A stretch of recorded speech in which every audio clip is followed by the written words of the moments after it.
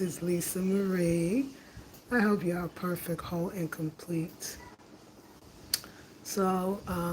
It feels really good in this room because there's not a lot of stuff in here, so the breeze is really nice. It's like a whole new space.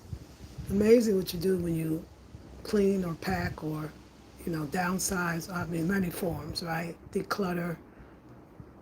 I am recording these videos so that I can, when I'm on the other side of this journey, I can see where I've been and I could see what utter unhappiness looks like.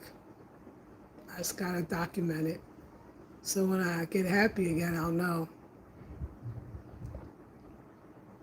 I'm trying to tell myself that it's okay to be here, but it's not. And I feel like it's affecting my mental health.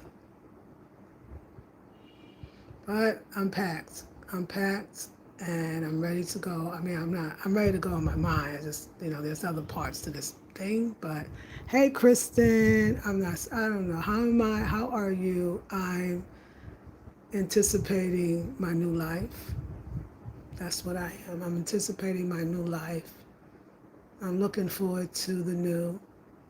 I wish I really, and I'm trying to understand like how I feel and why I feel that way. I don't know. That's kind of where I'm at, like why I feel this way. And that's me. Like I just can't have a feeling and just be a feeling. It's got to be like a reason for the feeling. Hey, John May, the first older you go, you will see. Yeah, yeah. I still got to get out. I still got things to do. I still got to get the money fully, and also just moving costs and then the money. But it's getting along. I mean, at least I made up my mind. I would say I go back and forth, but I don't actually ever go back and forth. My my sometimes I feel like, why am I being this way? I've been trying to explain why it's over for me, because I know that sometimes it was like um, when I was in Las Vegas. I'm going over there. So I used to live in New York, in Brooklyn. And at that point, I was living in the projects, right? I mean, it wasn't great living in the projects, but, and I had moved when I was kind of older. We moved when we was 14. So I can't say I was raised in the projects because I think it's disrespectful for people that really was raised. They got better stories. So I kind of was not really, I was way far out. I was young. I was doing my own thing. When I turned 18, I didn't go. I got accepted to college, but I didn't go. I went to work because my family needed money, and I really enjoyed working. I always worked for myself. I actually had two jobs at some point. But I was always different. I didn't stay in the project. I wasn't really raised in the project, and the people knew that we weren't raised in the project either. And every day they wanted to kick our asses. That would be my sister. So we used to walk back to our old neighborhood, like 15 blocks away, 15 New York blocks, and just to play. And so when I had the opportunity to move, I was younger. I was 22 years old, so I wasn't as afraid. I wasn't afraid at all. I mean, maybe I was a little bit, but I don't remember. I was excited, but I remember talking to the people in the project. So this is it. This is the point I'm getting to, and I remember being like, "Yay!" Because everybody in the project is kind of like a nice little family, and everybody knows what everyone's doing because your parents, my mom, would go to the store or sit down in the front of the there was a benches in front of the project, and a lot of the ladies in my mom's age group would gather together, and they would talk about their children, what their children are doing. So when you walk, and then of course the parents would then tell their children who are in my age group, hey, Lisa is moving, Marie's daughter is moving to California. So when you would walk around, when you walk in the projects, people be like, hey, yo, I heard you moving to California. And I'd be like, yes. I think it was Vegas first. It was. And they'd be like, well, why are you going there? This was the thing. I was like, oh, why? Because it's different. I remember saying this, it's different. I need to change the pace. I said, we don't want to be in the projects all our lives. I remember saying this at 22 years old. And it was like, yo, I could never. And they gave me, I could never leave my family. Yo, New York is the best in the world. Why would you want to go anywhere? And I was like, okay, so do you know Vegas? And they was like, nah, I don't. Isn't that where they gamble? I said, well, I said, yeah, but people actually live there too, thrive, have a family, whole life. It was like, yo, I could never. And I was like, okay, well, but have you ever been there? No. Okay. So once I asked people had they ever been there, and none of them had been there at that point. I mean, this is my 22-year peer group. The people I'm talking to were born, some were born in the project, some were just raised there, and some just been there for a long time.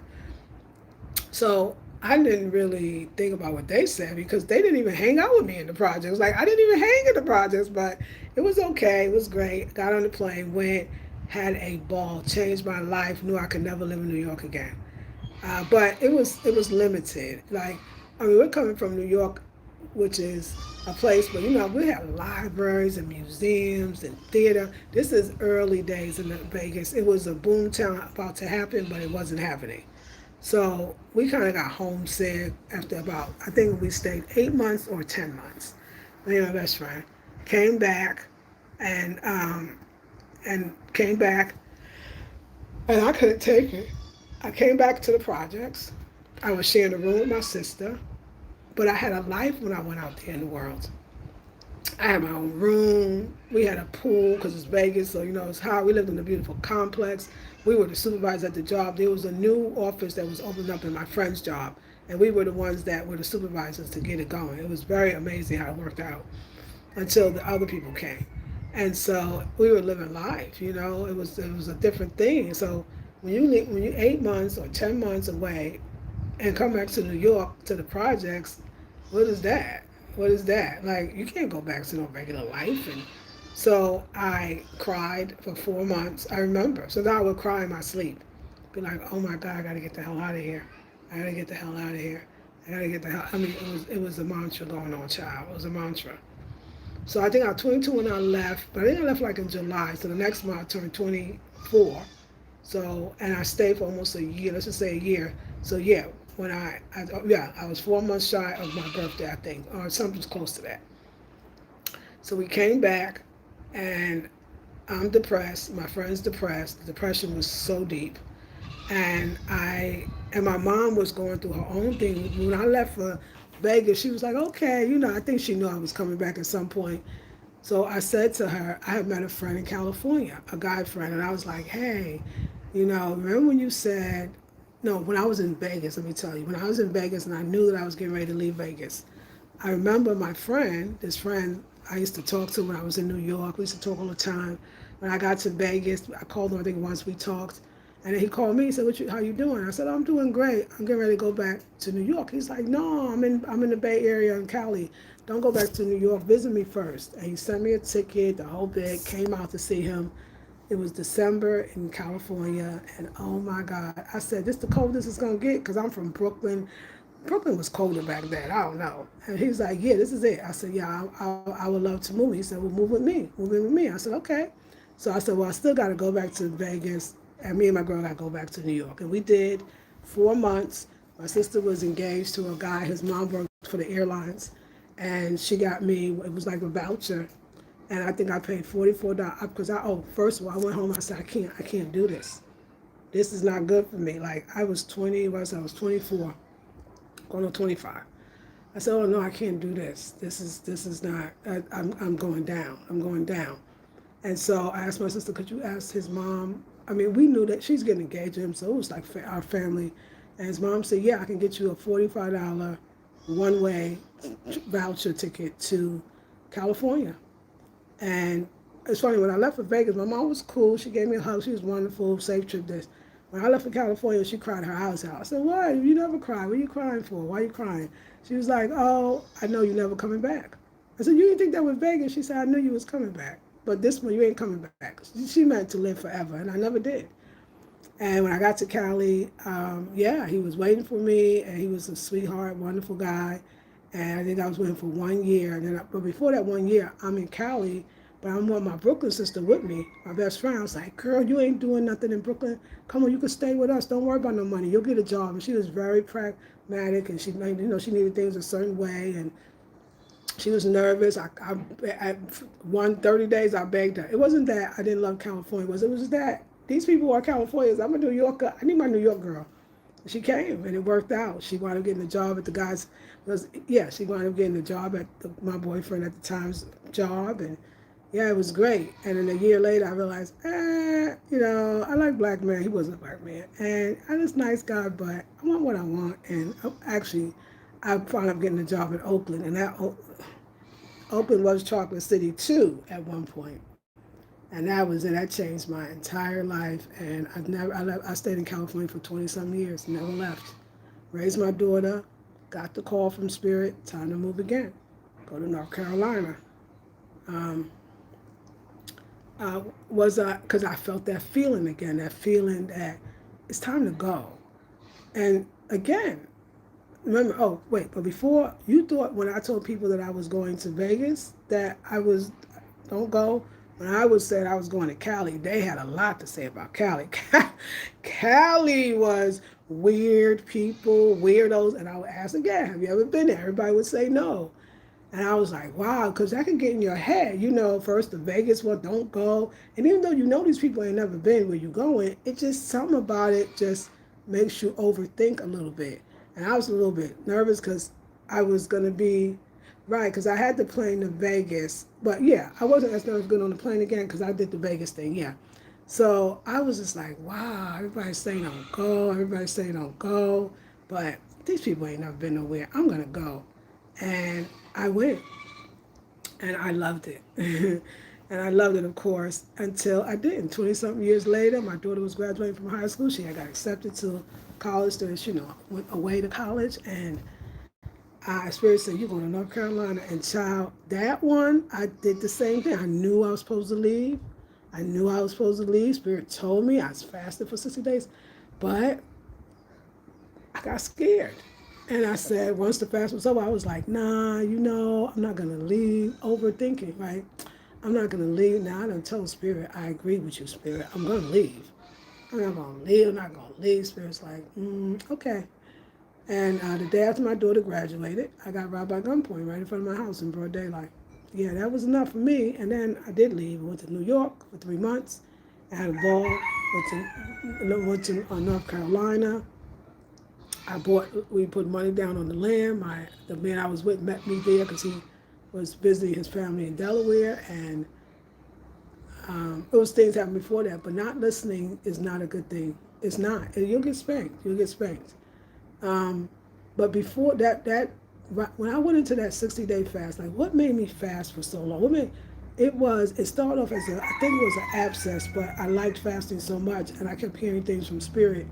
And I realized I had been tired of California, 20 something years at that point, and I kept trying to make it work. When I start doing something, let me tell you if you know when I'm supposed to go somewhere, but I'm stalling, just so y'all know. I'll start thinking it's a new place I need to live. Yeah, I need to move to a new place, still within the city, state, or country. And yeah, it wasn't working. So I moved and got robbed at gunpoint. That's exactly what happened. And then I realized that I went back to Cali for 3 months, but I lived with my man now because we hadn't lived together. And we were making our way to go back to North Carolina, and I couldn't wait. I knew Cali. I did it. It was beautiful, but it was a call deeply from Spirit. And I had somebody to go with me, so it was cool. And I went to North Carolina, and it was great, and go out land and all that fun stuff until I realized I can't do this countryside thing. It was just time to go again. But I did go to the city, and oh my God, I had so much fun, and I started to live my life to the fullest. And when we divorced, I traveled for a year, and that changed me forever. And I was like, wow, I'm an abroad girl. Like I want to live abroad, but where was the question? And I tried DR, and if I could go back and do anything different, not that I really mean this when I say I'm only saying it from this place where I am now. It's not. I know I'm smart enough to know where I am now is not what I'm going to think later, but I would have stayed there because I loved it the most. I loved it the most, but also I loved the person I was with too, and I loved the fun. But there's other things that we had going on that couldn't happen.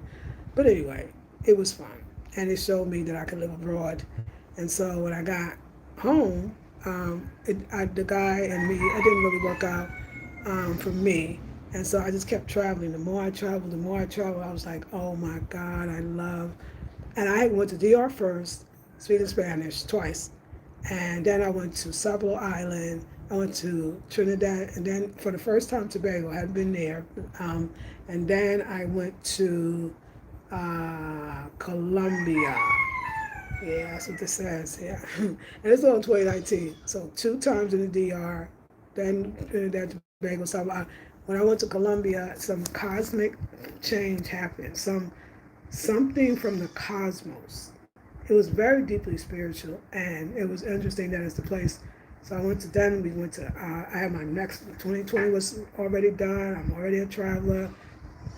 I had scheduled Ghana, and then I also had a trip that I scheduled already for tickets bought Airbnb to Morocco, but the pandemic came, and instead of me going back home, which I'm not regretful of that, I'm not.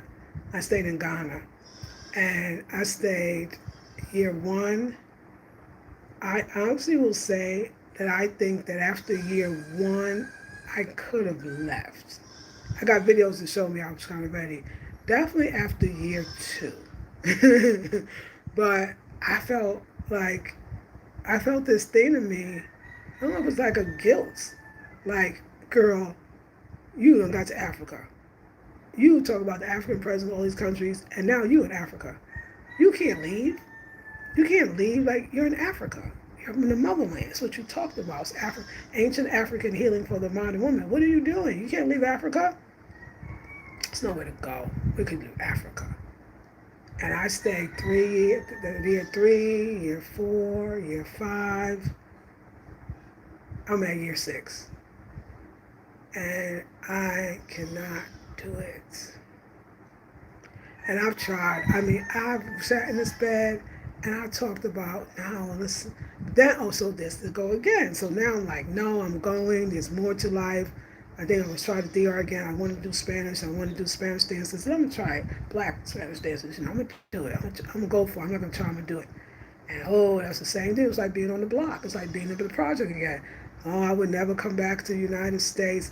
I just, I was thinking to go back there to see my people that I stayed at all this time, and also to move further. But I don't know, got in my mind, you don't want to come back here. I would never. You're so lucky. You're at peace, and you don't want to. And it just played on my mind and played on my mind. So I would be like, you know what? You know what they write. You. This is not bad. You got it good here. You eating, and you got a place to live. That's base level, low on the pyramid, the hierarchy chart of Maslow. Like, I gotta have more than that. And so I would listen to that, and then I would be like, you know what? I'm gonna make it work here. But every day I wake up so sad, and every day I look in my eyes and see no joy, and every day I pretend to myself, not very well, that I think I could do it. Here's the thing, that means I can't. And every day I can't. Because how do you tell people that I know you've never been here? It's the people that tell me to stay that never been here. How do I tell people that that dream you think you have, it's not going to last forever? You have a vision. You have a thing that you want, a desire. When you get it, it's already done because you got it already. So it's not, the wanting is better than the having. The wanting is better than the having. But especially when you've had it over and over and over and over and over. You see the five, oh, I got one more finger. And over again. You're like, oh, I'm done. I've seen it. It's nothing different. Nothing different. I know there's nothing different for me to see. I got it. Got the culture, got the people, got the happenings. Know what's going to be. Then let me tell you what makes it worse. You already done the place. It's not a bad place, but it's hard because people really want to come. So if you say, oh, I want to leave, then it makes them feel like, well, what's wrong with this? Nothing wrong with it. What's wrong with you? There's nothing wrong with me. Just time to move on. Then I started actually wanting more things because a friend of mine passed. The ex that I was with, he died, and that hurt me so much because yeah.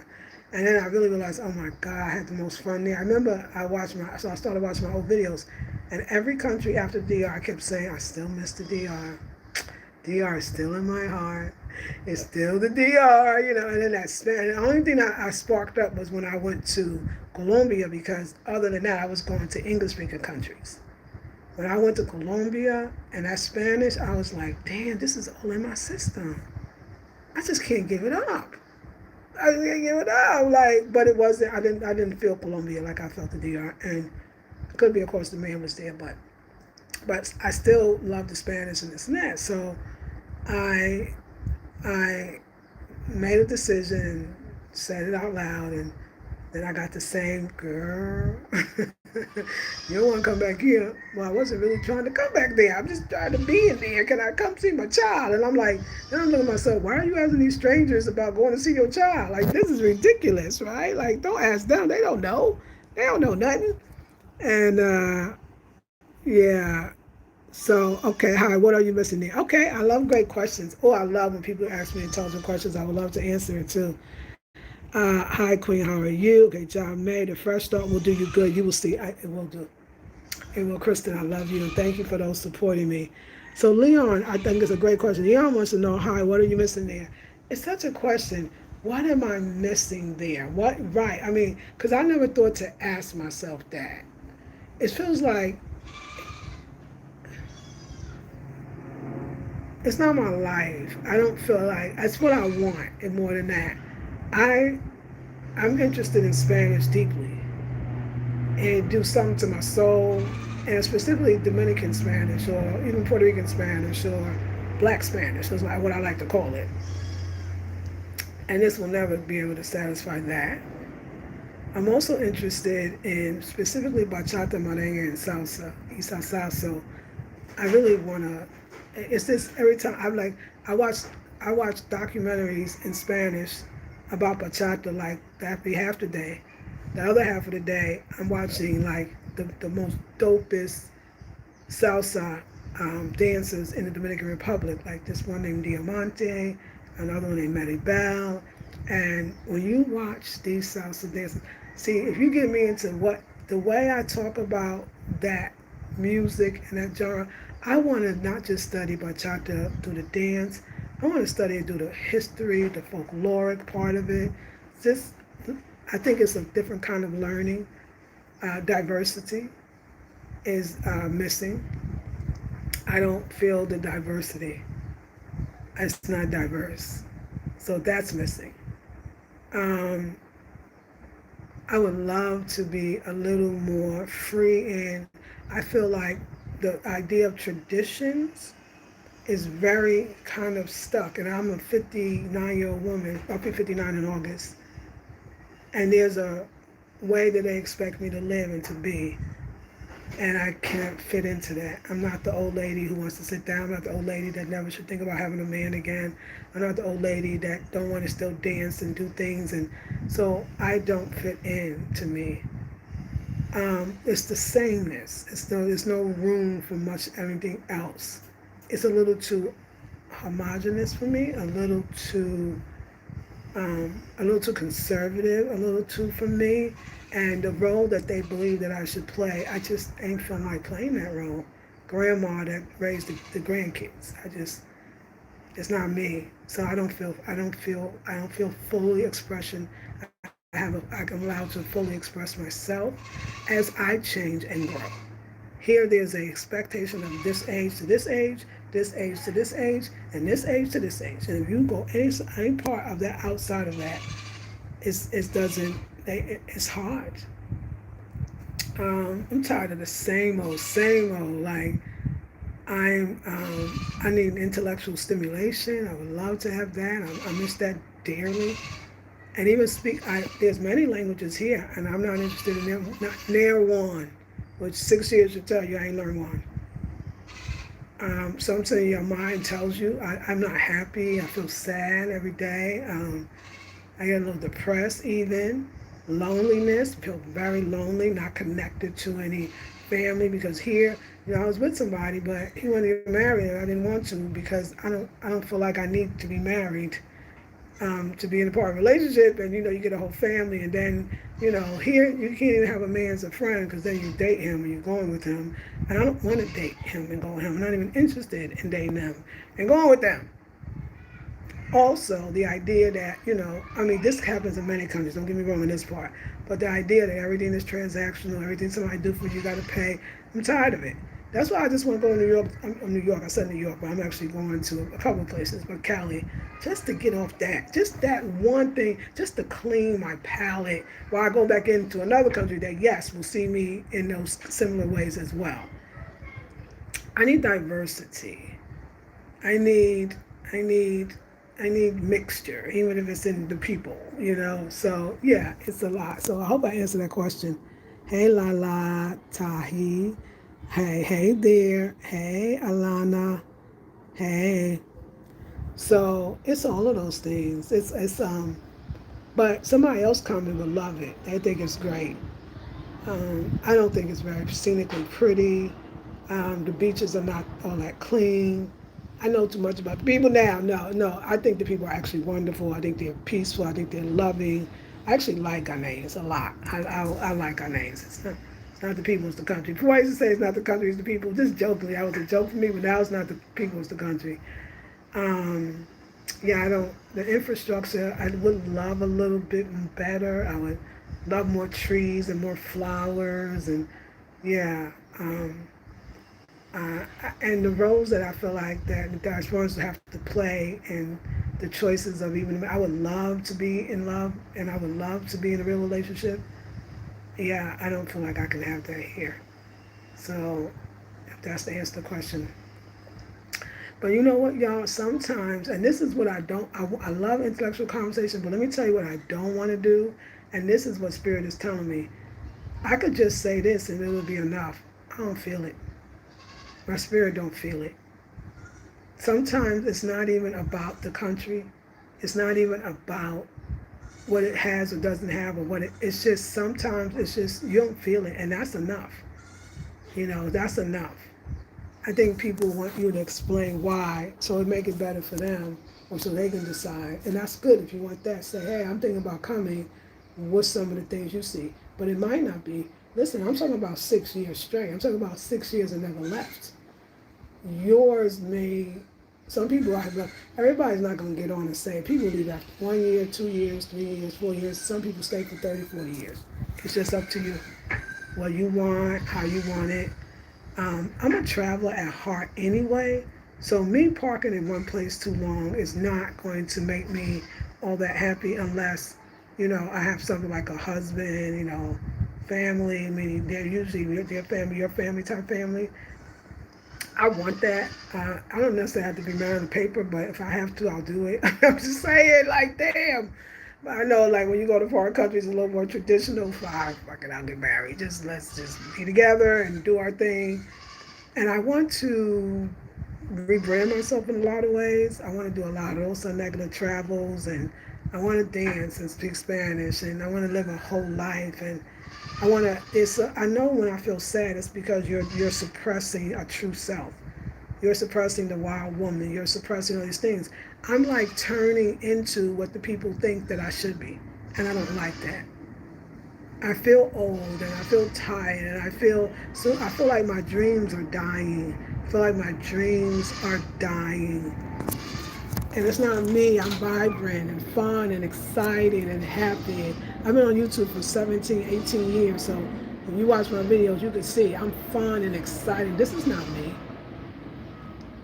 This is not me. So it's just, and I think when you start feeling that feeling, it's more or less like less about the country and more about the disconnection to yourself that has left already. The self that is not. This is not higher self energy right now. This is disconnection from higher self energy.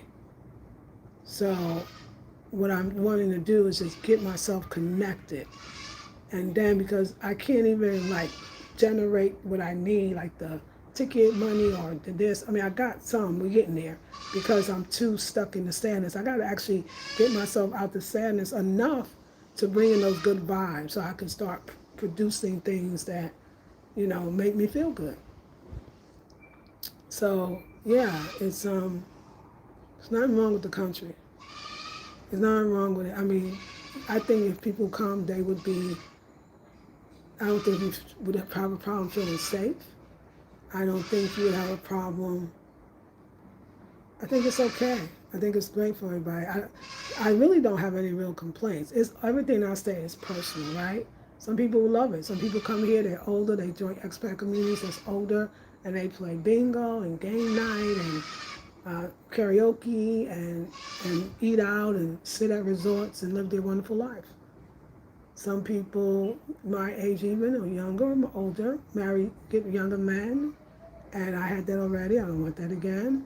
Get younger men and live that thing out for a minute too. Um, some want to retire and collecting retirement benefits. I'm not at the retirement age yet. Not that I think I'll have any anyway. I really actually want to reinvent myself constantly. So it takes away from that. It takes away from that. I don't know. When I just being American and growing in America, I still was raised that, and America does that. Believe it or not, people want to do it or not. That's okay, but they do pump in our mind that we can do anything. We can do anything, no matter what. When we don't, I don't feel like we get as stuck on age. We see so many ageless beauties. Remember that section from Essence magazine? That they're defying that. And these countries don't actually feel like, I don't feel like I get that here. And I just want to look, I want my youthfulness back, and I want to be by water that's clean. I want to be on the beach. I want to lay in the sun. I want to go to different parts of a country and feel different energies. I want to speak another language. And I want to dance. It's like a simple life. When I'm dead, I'm dead, but I'm not dead yet, so I don't want to feel like I'm dead, you know? So I'm going. But I think I'll play with my mind, but like, look at them, what they're saying. It's so horrible. America's so horrible. It's not. I mean, it's not that it's not horrible. It's that I'm not even going for all that, which you'll talk about. But I understand. I got some shit to do, and I want to see my people, and I want to feel another reality. Sometimes you just gotta go home. Sometimes you just gotta go home to get rooted.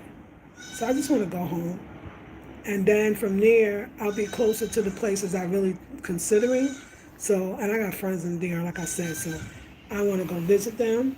A lot of people are helping me with dance teacher, a Spanish teacher, the places that I might want to live. So I'm not going in there blind, or I'm not going there without people. And I would like to, it's a lot closer to the States, so I would like to go visit. Good morning. I would like to go visit some places that I'm interested in. Yeah, I'm not interested in the States. That's going backwards, and even was going for. I lived there already. I've experienced it. It's not the same. You do get used to, why I think about it. Like a friend would say, why can't you have what you have here? So the lower cost of living, right? The fresh foods. That's not the only place that has that. So I wouldn't even think about the States. Who wants stress? I don't want to stress and struggle and can't pay my bill and got to get a car and a car. I don't want all that. I don't want none of that. I don't want none of that. I want inexpensive rent. I want be by the pool, the beach side and the pool side. When I was in Dominican Republic, that was 6 years ago, I paid $300 for a two-bedroom house, private apartment, in a beautiful place with a pool, and the beach was down the street, and it was a gated community. Like, I know that those things have changed, but I'm willing to go with the change. I'm willing to do a little more, make a little more, to have a little more. I'm willing to do that. I'm willing to do that. So that's what's up. But for the people that love it, that's wonderful. It's fun. I don't have my fill of Ghana, and I am leaving. I'm just working on my energy. I feel better already because I cleaned and packed, and when I do move, because this stuff got to go somewhere else, because I don't have nowhere to put all this furniture. I'm selling to people that want it, but they got to be local because it's furniture. So, yeah, I feel you completely, sis. And I've always been inspired by you traveling where your heart takes you. Thank you. And I share the sentiment with you. I'm ready for new too. Prayers and best wishes to you. Thank you, Jamie. Thank you. Yeah, and I hope to be that. I hope to be. Thank you so much, because I also want to inspire people, and I hope to be that one, because it's easy to say I'm leaving the States because of the state of the States, right? And I'm moving to all these other countries. I'm escaping, right? I'm getting out before it's too late, whatever the scare tactic is going on, right? But again, I'm just going against the grain. Look at me again. This is very much me. Everybody want to come to Ghana, I'm out. I'm leaving. Not because everybody coming, because I don't mind that I've done it already. Spirit tells me that a lot. Spirit says, listen, when you first was coming to Ghana, oh, y'all know how many people warned me, don't go, never been here. It's not going to make it. It's the pandemic. It's going to, they're not equipped to handle, da da da da. And, we did good in the place that everybody thought was going to be safe, wasn't. Spirit just kept saying it to me. It makes sense to Spirit. Spirit told me, this makes sense to me. You over it. Who cares everybody's coming? You were already ahead of them when they told you not to. Let's see what you go now. We would love to see it. And make other people that think. And then also, too, it helps that there's other people that's in countries that's been there for a long time, but they don't get on YouTube telling people because they don't even have a YouTube. They just go on to the next country. So I should say this. I should make this point clear. It's normal for travelers. I'm talking about, I don't want to say real travelers, people who have already been traveling, like to travel. It's normal for travelers to say, hey, I've been here, I got what I needed, because we look at travel as a spiritual thing. It's about spiritual growth. And when you get the growth and the spiritual education and spiritual lessons, spiritual reasons, but spiritual growth, all those add up to, you move on to the next thing. There is a time, and I always go back to my mind to say, Lisa, if you was 15 and you was in kindergarten, they would not let you sit in kindergarten for that many years. You have graduated, so it's just a graduation. It's very complicated, I think, being from the United States where the idea of diversity used to be. That's why I'm so afraid to see it go the way it's going, because diversity is everything, but I didn't even know it. Because you got new ideas, new thoughts, new ways of being, and you can see it all in one place. You don't have to get on a plane and go to all these countries. All the countries is coming to you. And then you go to a very homogenous. And some people say it's about even being in certain Asian countries, right? It becomes this, ooh, I got to get out. This is a little too homogenous. And that's our very, I don't want to say developed world energy. But you are who you are, so it's okay. It's okay. So yeah, I agree, Jameh. You are so inspirational, and I needed to hear your testament to listening to Spirit. Yes, Lala Tahi. Yes, listen to Spirit and everybody else, especially in a time when it's popular to be where I am. It sounds crazy, don't it? This is when you know it's. Let me tell you when you know it's Spirit, ladies. When it is so against the grain. When it is the opposite of what everyone else is believing, what everyone else is doing. Especially this part, when you seemingly look like you're doing okay. People accept okay over fulfilled and excited. And there's no, to just be able to eat enough. I know, ladies, I'm going to go high for a second because we have to. We can't always think I can eat and I can sleep. And so maybe I got a place to live and I can eat. So let's stop right there. It's got to be great.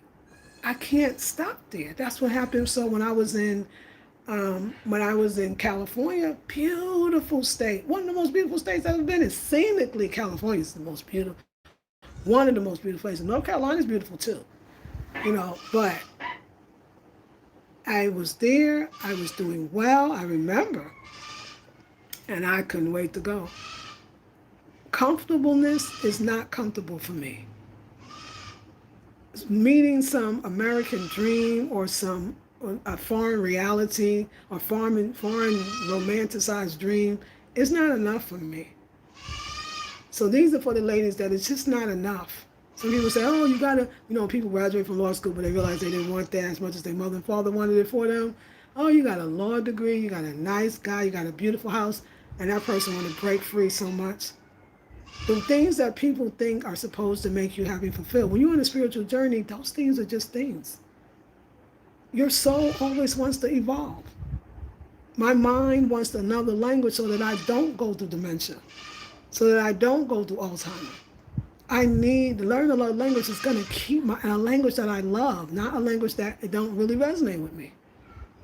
So I think for those that are listening, I love when I have my young ladies here because, God, y'all are the ones that's going to change the world because it's the youth that brings change. Older people get scared much faster. I just don't want to be one of them. It's not me. It's not my soul. It's not enough. There's always, I want y'all to look at me and go, damn, she's going to be 60 next year and she still knows that she ain't done yet. And you gotta go, and you're gonna hear a lot of noise. You going against the grain. You're gonna look dumb. But when I first came up, the only reason why I go back and I be like, I'm listening to these people that was telling me don't stay in Ghana. These people that are sitting in the arm, don't listen to them people. I would like to get around, and so, but my traveling friends that actually live abroad be like, girl, you go for your mental health. We can see it's not good over there. I mean, as far as my mental health, we can see that you need to get out and do something different. Everybody else is like, oh, I want to come here, but they don't know. They don't know. So life goes on, y'all. That spirit never leaves you. That spirit of adventure, that spirit of newness, that spirit. And the thing is, yes, you're going to believe it. So when I moved to North Carolina and I had my place in Durham, I mean, I can't lie to you. Yes, money. I had a nice car. I went to the townhome, like everything, and I was miserable because I wasn't living. The basics will never be enough. So funny. When I was younger, but I never did then. I was younger, and I remember we grew up monetarily poor. And didn't always have enough to eat. And I promised myself when I turned 18, I'm gonna get me a job. I'm gonna be a real job and get out of it. And that's exactly what I did. I got a job and my life changed, right? But it never was just I'm gonna eat well. When I used to fantasize, it's visualization now, but back then we called it fantasizing, but it was visualization. I used to see my life much. I didn't like the cold in New York. I was so see sunny environments. I would have the greatest boyfriends. I would have the nicest clothes. I would be going on lavish trips. My thing, just because I was poor, I wasn't always thinking, let me just have enough to eat. No, I always, the nerve, the colossal goal to want more than just a roof over my head and some food in my belly. I never was that person that could stop at that. That's what I got here. I got a roof over my head and food in my belly, and I'm miserable. And I'm miserable. 6 years. 6 years in the same country. I'm leaving. Okay, I got a few questions, so hold on one sec. Thank you, son. Okay, agree. Thank you. Greens, why you live in Africa? How long have you been in Africa? I've been in Africa for 6 years straight. I've been in Ghana specifically. It don't make my heart sing no more. I've done what I could do. It's beautiful. There's nothing wrong with it. I make sure I go on record saying it. The people are kind.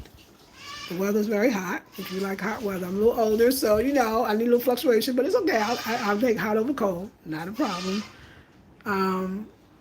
I've outgrown it. Yeah, I've outgrown. And I don't want to say Africa because there's so many other countries in Africa, and I've never been to those countries in other countries. So I would like to be very specific. I'm in Ghana. Some people suggest, they say, oh, why don't you just go to another African country? I'm not interested in it a little bit. I got to go where my heart goes. I don't want to be African, so I only have to be in Africa. It's just so ironic that so many Africans don't even live in Africa.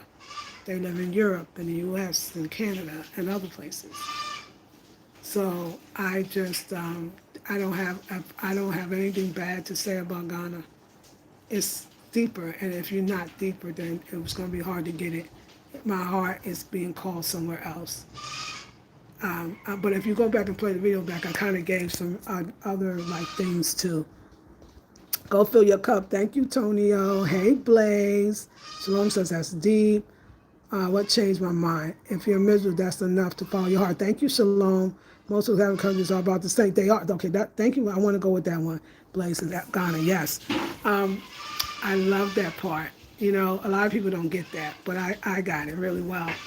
I remember I was driving in the back of a taxi, and the taxi driver, they make small talk, and he was like, oh, so this is and I was like, oh yeah, I know that, and da-da-da, so I'm at it. He'd be like, oh, you've been here a long time. He could talk about the conversation, because a lot of times the taxi drivers will try to get over on you, so they start a conversation to see where you at.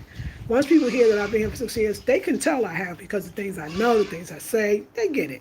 So he was talking about how he had lived in Nigeria for 7, 8 years. And he was like, so that if you went to another West African country, you would know it. It would feel the same.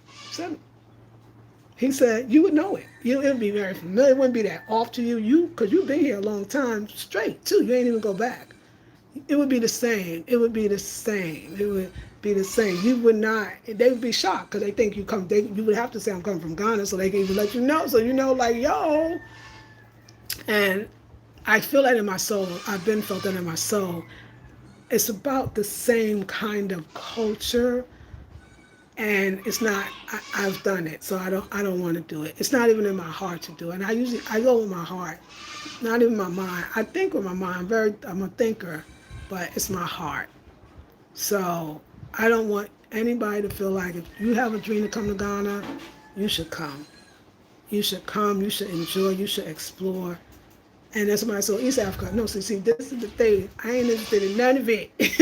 And that's hard to say to people because people really want you. I don't know, it's the picture or they don't know me. Like I could be happy in a whole nother country. And I'm looking more to the Spanish speaking countries. And more, as particularly the black Spanish speaking countries, for those that want to know. And I like black men, so I want still a black man. I don't mind the language he speaks, I just need him to be black. But Africa, the continent, for me at this point, I don't see myself picking it as the long-term place to live, but things can change. And I want to make that record clear. Make that clear on the record, like it could happen, but I don't see it. Yeah, and I would like to be a lot closer to my family too. I'm coming back to the States because I have not been in the States for 6 years, and I have a whole child. Do y'all know that? I have a whole daughter that I've not seen in 6 years. So yeah, I'm coming back to the States first. I'm going to take care of business. I'm going back to the States. It's so funny because I want to say I'm going back to the States, but then it makes these people think, oh, so it's Ghana against the States. No, I know the States is not in a good state. I'm not really trying to stay there. But it is a perfect place to go to since I've been here long enough. I literally got things I need to do. So going back to take care of business, and let's see what happens after that. And I'm going to go travel to some other places, and let's see what happens after that. I think movement would just be a wonderful thing for me. I think just moving from here and getting on a plane and crossing some water, I think it'll be great for my mental health. Yeah. Taking a break matters. I promise I have lived abroad 6 years throughout Africa. It's the same, trust me. Yeah, thank you. It's the same. And it does, and you know what, Tony, I thought about it today. I'm very good. Our spirit said, no, you feeling right. I was going to ask, you know how there's a thing, it's called the 7-year itch, right? I think they refer to mostly relationships, but you can refer to anything. And I don't have to look it up to know. It means that, yeah, you've been somewhere so long, and oh my God, if you don't get out, you'll never come back and you won't stay. You're going to hate it. So I'm with Tonio that I think it's natural. I think it's the normal. This woman has not heard her own people, seen her own this, she's only been with, and I actually hang out with locals. I prefer.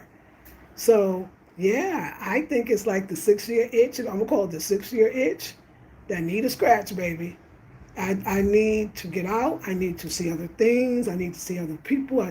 So I do agree with you that I felt that too. That spirit was like, hey, that's a long time in one place when it's not really a culture too. So that was nice. But hey, let's go and see some more stuff. So yeah, thank you. Yes. I remember the light. Yes. Wow, I was so happy. I never smiled so much in my life. I remember the lightness in your spirit while you were in the DR. I had me interested in a Spanish immersion program. Yes. Jermaine, let me tell you what happened. This is why I know it's spirit. So I was feeling that feeling like I got to get the hell out of here, but who do I tell? Everybody, if you talk to the people in the, in certain African American or diaspora communities, they like, yo, we home already. If you talk to the people back home, they be like, girl, you don't want to come back here. So it's like, damn, who do I say to them that I can't take this shit no more, right? And then Spirit said, remember I had taken all my YouTube videos on suggestion of somebody to private the videos and change my brand to something else. So I did it, and then I realized, because people were very upset with me, and I didn't blame them for being upset with me either, I'm gonna tell you. They was like, girl, what you talking about? You don't took down all the videos? Do you know what that did in my life? Da da da da. And I was like, wow, I can't even take down my own videos, but I wasn't too mad now. So, feeling down, feeling low, and I'm going, I got to get out of here. just drive me nuts. And then Spirit says, hey, Spirit says, hey, put them videos, go on the list, post the videos. If they were all private, unlisted, put them back to public. But it's a lot, thousands. I think I got over 10,000, 16, 17 years. They have over 10,000 videos, thousands of videos, right? So so I said, well, I'm gonna watch them first. This is what I'm gonna do. I'm gonna look at them first because some of them might not need to be for prime time, and so let me watch them. And Lord have mercy. But I remember too when Spirit said, go back to the videos. This time you keep telling everybody, it was months going by. You keep telling everybody you're going to put the old videos back up. You're going to put them back up. Do it. And Spirit said, oh, and go to the one. So John makes you, go to the ones when you were in the DR. My whole life was God. The way I feel is because I saw what life was. I saw when I was most happy. I never had that look here.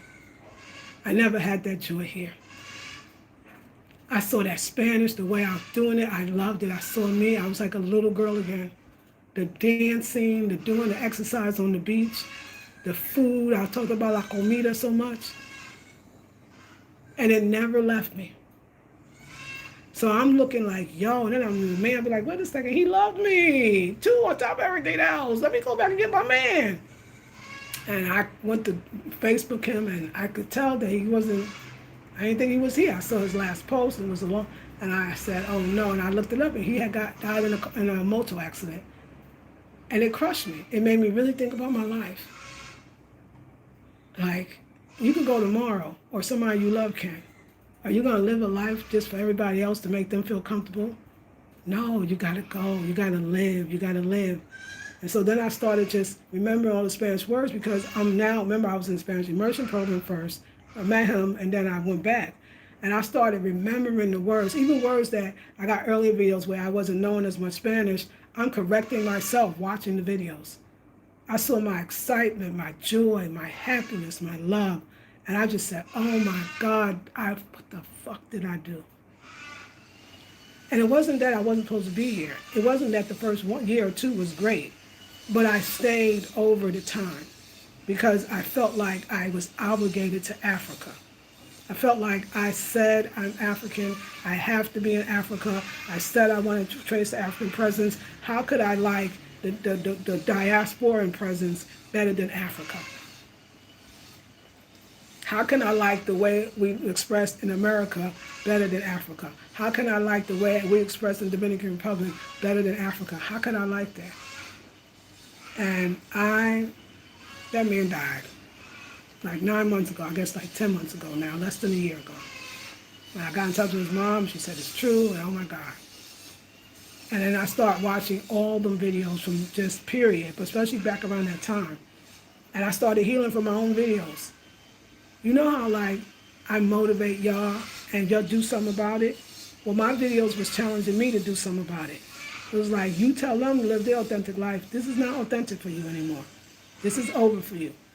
You're going to die over here. You're going to get old because that's what they expect. You're going to not live your life. You're not going to never have another man again. Like, come on now. We're not going to do that. Get up and change and go, and everything will follow.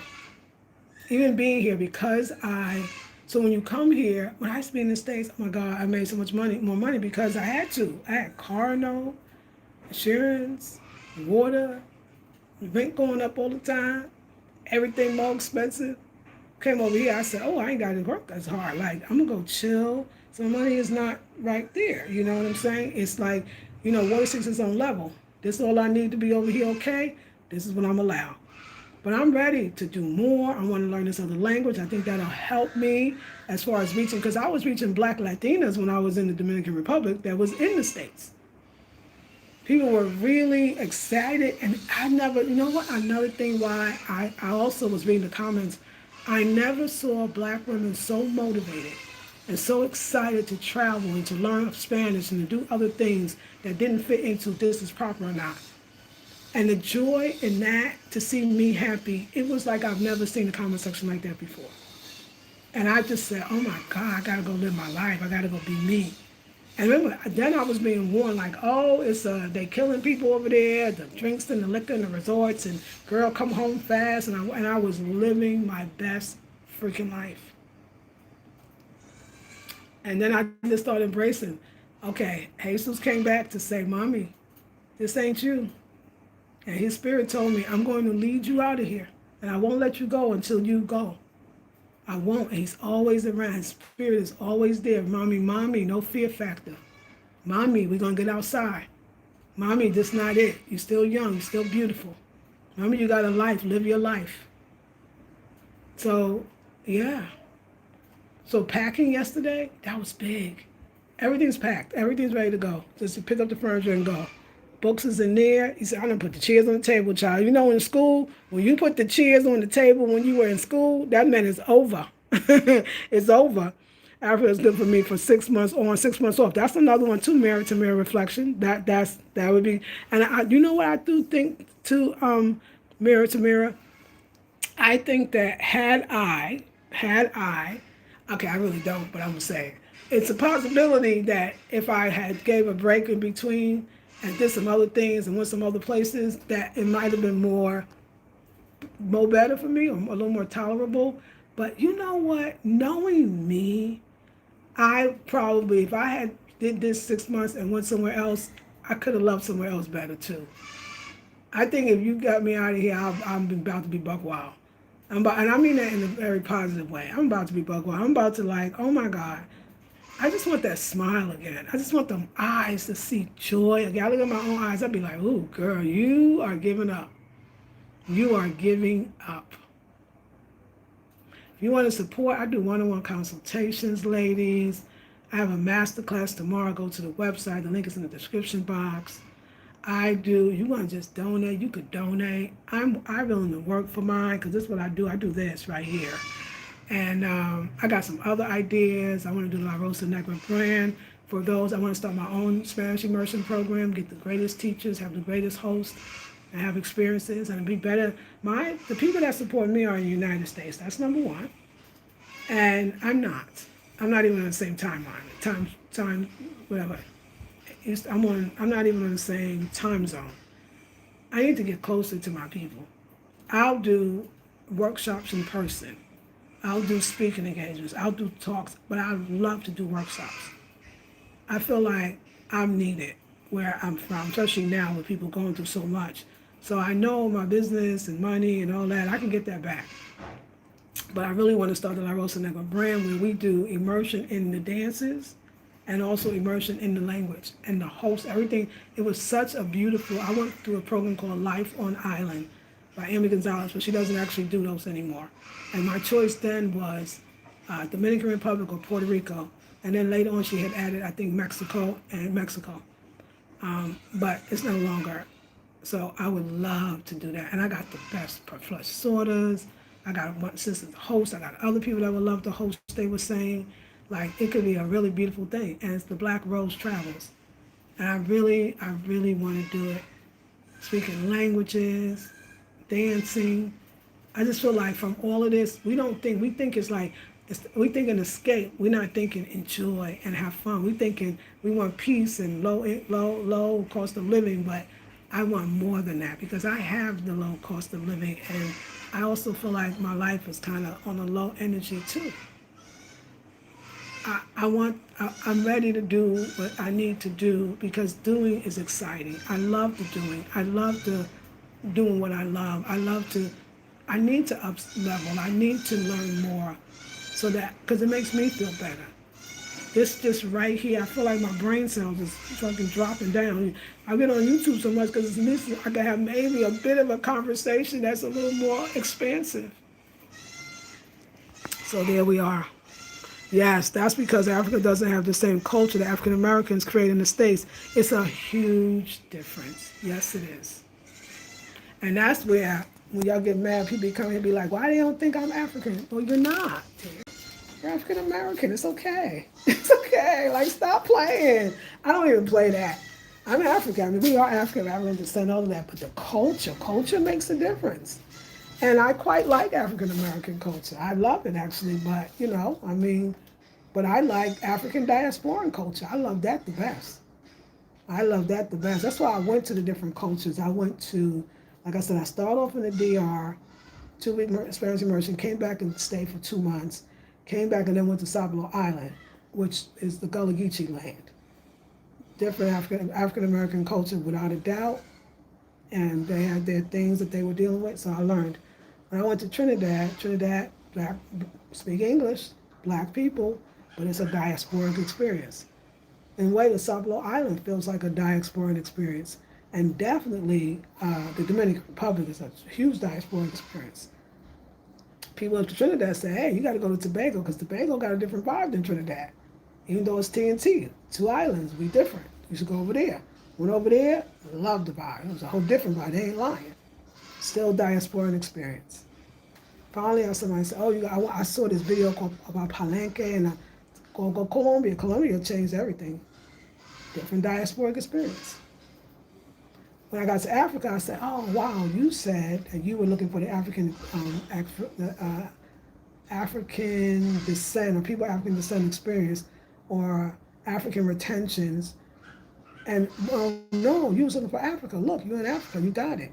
And then when I realized after being here for 6 years, I think I liked the way we took it and made it anew. Remember the saying, Kofa, go back and fetch what was lost and make it anew and bring it back anew. Go back to Africa, get what you lost and bring it back anew. We did that. We did that in Colombia, Dominican Republic, and Trinidad and Tobago, and Jamaica, and St. Lucia, in the United States. This is what we did. We are the anew. And I can relate to the anew because I am of the anew. The old way is nice. And then it says, I love how it says, go back and fetch what was lost, but to bring it back anew is the part that people don't emphasize. What do you think that means?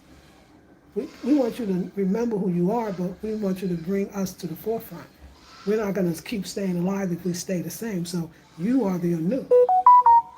I say, oh, so I liked the anew, and I didn't know it. I knew that I loved our life, and I loved that I was a performer too when I was in the States. It was edutainment, and I loved that we brought Black history in ways of dance and poetry and acting and all of that stuff. So I loved that I performed for Kwanzaa events, and even when it's ashrams, I taught creative writing and poetry at San Quentin Prison with the men. Like, I loved how we took what we thought or believed or remembered about Africa and made it our own. But I had to come to Africa to realize that. That's why I'm not mad at Africa. That's why I'm not mad at Ghana. I don't have no problem with it. I just, and my soul is not here anymore, and I need to go somewhere else. So that's all. In Charleston, no, actually, Sablo Island in Georgia. Yeah, I was trying to go. I had this whole thing. I was going to go to Gullah Island. I was going to go to St. Helena or Beaufort County, South Carolina. And somebody said, hey, there's another island. It's off the coast of Georgia. It's called Sapelo Island. And they say it's the last of that kind as far as more of an original state.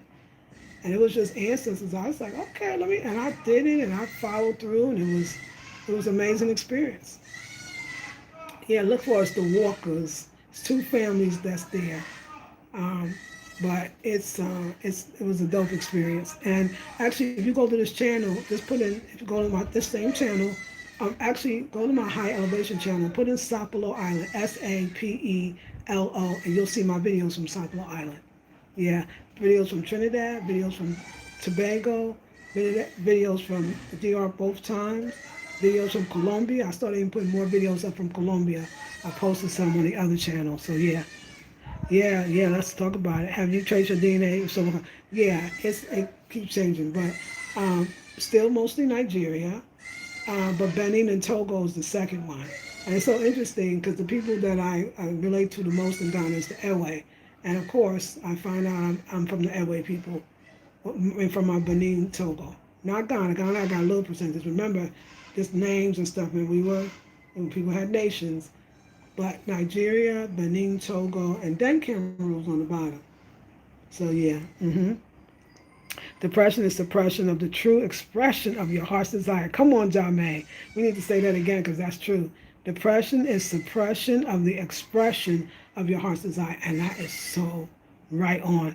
I'm excited to follow and support the newness that you're calling in. Go Queens, thank you. Go Queen, thank you. Hey Allie Marie, greetings to you. How are you? I hope you're well. Yeah, so I just am documenting this part, so I'll never do this shit to myself again. This is this is why we putting this on video. This is on video, so y'all can see what you don't want. This is what it looks like when you don't follow your spirit. This is what it looked like. I packed yesterday though, y'all. I packed. So I packed, and I know where everything's going. So now I'm going to manifest a ticket. I've had a price, but now I'm going to go back today with my daughter and I and see what it is currently, because that was some couple of weeks ago, maybe even a little longer. So, ticket price changes. Oh, and I'm only doing the one-way tickets. Just don't even, just so people know. One-way ticket to the USA, and then I'm going into North Carolina. And from North Carolina, I was going to go to New York. I'll see if I can get the funds and place to stay. But I'm going to California to be with my daughter that I've been missing 6 years of her life. So I'm going to go see my daughter and spend about 2 months with her. But I got a lot of business to take care of too. I want to do meetups, speaking engagements, all of that. Yeah, I got to make money to be up there. And I wanted some things, just some paperwork things, some things. I read my license is expired. Oh my God, I don't really have a physical birth certificate or social security card, which I would like to have that. Yeah, my passport was expired, but I went to the embassy and got that done. So just real stuff for a person that's been away for 6 years. Other things too that I don't, personal stuff I don't want to mention, but yeah. But that will help me have different conversations with different people and just kind of get grounded again, and then start going to those other places and go for a couple of weeks. I love that I'll be in the States because I'm closer to, I want to be back in the Americas. It don't have to be the red, white, and blue, but I do want to be in the Americas. So that's going to get me close to it. So yeah, that's my plan. I traced mine to Cameroon. I think you look at, yeah, Cameroon. So yeah, so it's interesting. When I did AfricanAncestry.com, it was straight Cameroon, and it was from the Massa and the Mafa people. So it was straight Cameroon. Then I did Ancestry because I went to find my family, which I actually did want to find my father's family, and also my mother's family in North Carolina. Even better, that my family from New York is now a family reunion, the second one in North Carolina. So thanks to me doing my DNA and finding our DNA. But but then the ancestry.com, for those that don't know, it also it helps you locate. It tells you how many percentages of so-called roundabout of different DNA that you have in you from Africa. If that's where you're from, it could be anything. If you're African, then that's what you get. And it was funny because the Cameroon was, when it was like maybe 7, 8 years ago, the data said Cameroon was on top. Nigeria was still first, but Nigeria and Cameroon right next door. So Cameroon, and then Benin and Cameroon, it's all connected, because even the Ewe, there's a place in Nigeria called Badagry, where it's a big Ewe community as well. So it's West Africa, I'm agree with Tony on that one. But as they say, oh, we're always doing more data, and they got more information. So they still got me Nigeria the most, and then Benin, Togo is the second most, and then Cameroon back there. So it changes. But Ghana, I got very little Ghana per se, because remember that the airways were not part of Ghana. That Volta region was actually not part of Ghana, and that's where the airways are. They call them Voltarians. Kwame Nkrumah asked them to join to make the Ghana more stronger when they went for their independence. And they were promised again to be separated again, but it never happened. So just thinking about that. And then even the people, the holy people are the people that they really are the Ewe people. They're Benin, I believe. So there's Ewe's in Benin, Togo, Ghana, of course, but remember, all that is upper. So technically, I'm in Accra now. If I was to take a local bus to Trocho, it would take me 6 hours to get to the place in the Volta where I am. Although I'm far up in the Volta, I'm so far up in the Volta I can walk over the border to Togo, but I would need a visa, so there you go with that. But yeah, so it's interesting too. This I'm gonna go because I'm a little hungry. I am so glad that I not only did my ancestry and know where I'm from, but that I also lived in Africa. But I'm so Africa out. It's hard to have. It's hard having a conversation about it. I'm so over it. I was a friend. I gotta ask her about this. She was like, "Oh yeah, I've been in Ghana. I can see. I know you ready to come to America. I'm gonna support you." And I was talking about the culture here and how, you're a little different. You're a foreigner. She's like, "Oh, do you think if you learned the language there, you would be able to integrate better into the country?" Girl, you already know I don't even want to be talking about learning the language here and integrating in the damn country. Like, that's what I wanted to say. I wanted to say, girl, whose side you on right now? Um, yeah, so I'm Africa talk out. I just want to talk Spanish and eat Spanish food and African food in Spanish countries and dance. That's all. I don't care about the rest. But I thank you so much. Love you. Hope you don't have any problems getting back to the States. This country has been turned upside down. Well, with that attitude, I might.